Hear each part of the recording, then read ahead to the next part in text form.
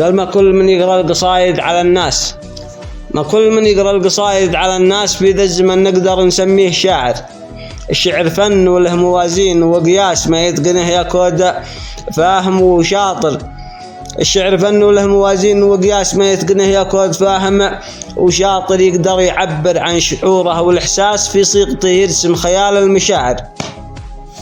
من عهد عنتر والمهلهل وجساس لذا الزمن ما ينظمه غير قادر، لأن الشعر يبقى ويحظى بمقلاس حتى وقد راعيه تحت المقابر. وابحث في التاريخ تلقاه نبراس متمكن من قلب الفصاحة وعامر.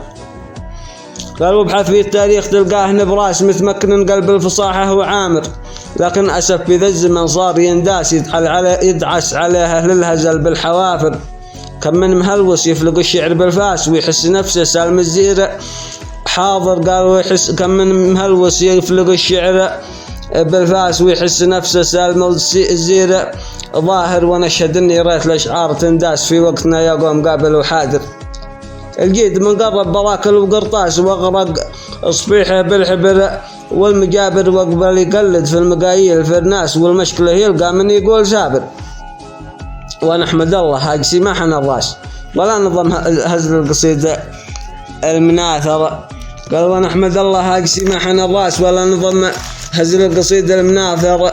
شاعر ورث الشعر ساسا على اساس وزن حروفه كانها بالمساطر. اللي هاجس ما رد قولي ولا جاس فلا زهمته قال لبيك حاضر، ويصف قفانه كما عقد للماس في يتعذر بالرشاقة اتفاخر. وسلامتكم.